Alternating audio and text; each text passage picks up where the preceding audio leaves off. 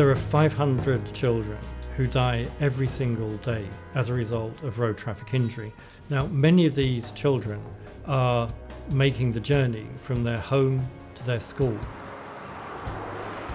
It's really just, a call of action that the kids have asked for us to try and help them, get to school safely.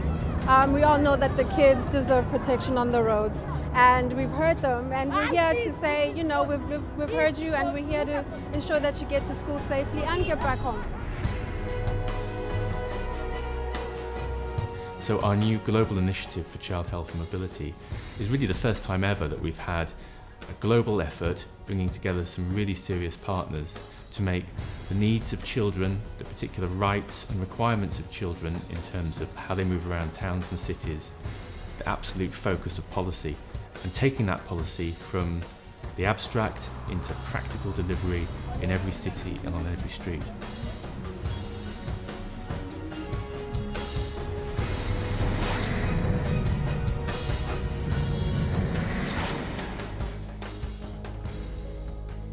I'm absolutely delighted that the Overseas Development Institute is going to be part of this initiative, because what we're dealing with here is one of the great development challenges of our day, the challenge of how do we prevent and drive down the 1.2 million deaths that happen every year on the world's roads.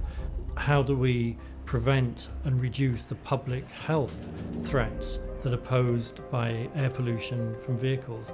How do we reduce the carbon dioxide emissions that are driving us towards an unsustainable future for the whole planet? So I'm absolutely delighted that we'll be part of this broader coalition with the World Resources Institute, with UNICEF, with Save the Children and others. And I genuinely believe that by pooling our resources and coming together, this is a problem that we can solve.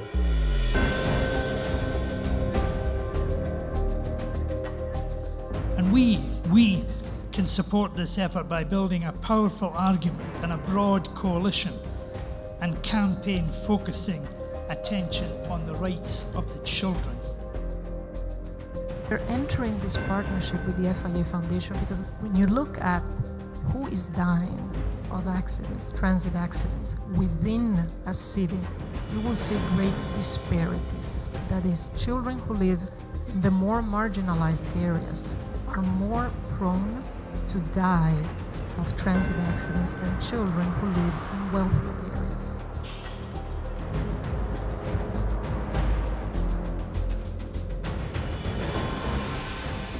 So with this global initiative, we're putting together a very practical initiative, a very practical partnership, which plays on the strengths of the various organisations which are working together.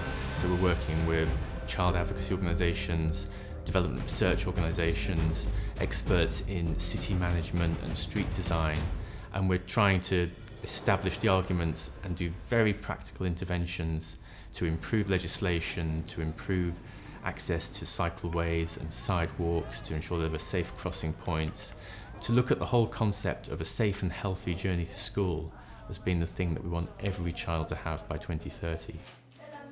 From a health perspective, we know that pollution, indoor and outdoor pollution, every year kills more than 7 million people prematurely. So from a climate change perspective, the more we can reduce the consumption of fuel per mile or per kilometer, the less emissions we will also have into the atmosphere. And clearly, the world's fleet of vehicles is a very significant factor in terms of carbon dioxide emissions and other greenhouse gases. The important thing now is that we are beginning to have countries which are taking on leadership and working with organizations in the UN and FI Foundation. What is so amazing about road traffic injuries is that we have the strategies there. The important thing is how to share the good practice. The important thing is to really encourage the commitment, political commitment, to carry out the action. So that is why we are really delighted with this partnership with the FIA Foundation, because it's helping us to do concrete work in the countries and really support what countries want help with. You need actually action from government, you need action from lots of different players, lots of principals, lots of agents. And so, for example, it's terribly important that we have organizations like the FIA Foundation, for example, and we are seeking to create momentum in the various coalitions that are going on. And nothing is more important than transportation and urban development, and bringing those two together could be truly transformative. The targets on cutting road deaths in 5 years are very, very high indeed, but they're absolutely necessary. You know, we're talking about thousands and thousands, hundreds of thousands of human lives and families who are affected by it. So they are a message to governments that you've signed up to targets, you've got to achieve these targets, and in achieving these targets, you're saving hundreds of thousands of people's lives. So it has to get into the minds of governments, institutions, organizations that they're committed and they better deliver. So the reason Save the Children has joined the global initiative for child health and mobility is you can't get access to health without being able to safely move about. That mobility piece is critical. You can't get your education if you can't move around safely. So just think about everything you have to do if you're risking your life to get to your health center, to get to a school. Two things where Save the Children believes is a critical right of children and their families to have good health and good education. You can't have them if you don't have good, safe roads. Bringing an initiative that is focusing on children has the enormous potential of really changing things.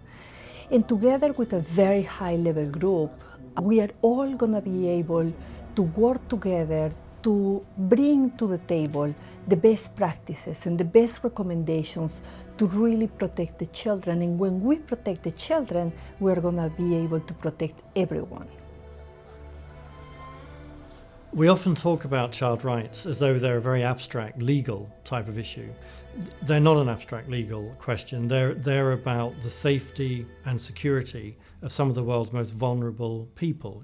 Agreeing the Sustainable Development Goals was very tough. It took around 2 to 3 years to negotiate the final text.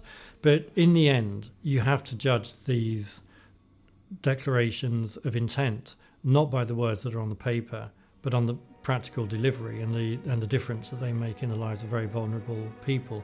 What the Global Initiative for Child Health and Mobility is trying to do is to take those promises, to take those targets and the commitments that are now enshrined in the Sustainable Development Goals, and to turn them into a practical agenda that will deliver the real policy changes that will make a difference in people's lives. So this is about going from promise to practical action. We know if you save the life of a child, that this makes a difference for the next 60, 70, or 80 years. It's worth saving the life of a 70-year-old, but it doesn't have the same impact as saving the life of a child. And to be able to get a child to school safely can be done. We know it can be done, and it's done in many places, but it requires actual decisions that is to be done. Once you reach a certain level, you won't go back. It's not like flu that you take care of one outbreak and then it comes back the next year.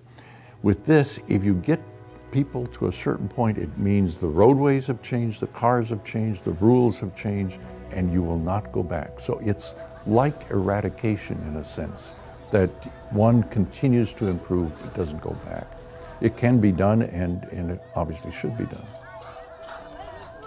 We want to see governments taking a philosophical approach that transport and urban planning should have at their core child health and the rights of the child. And we would lay out this challenge to policymakers. Which child do you think can be sacrificed? When you're looking at your budget decisions, when you're looking at your planning decisions, you tell us which child you're going to leave behind and you're going to allow to be injured or have health problems which are going to affect them for the rest of their lives. It's a very difficult question to answer if you're looking one-to-one at the child. Viewed in abstract, maybe it's a little bit easier. What we're trying to do with this global initiative is close down that distance. We want to get policymakers one-to-one with children and make them explain their decisions.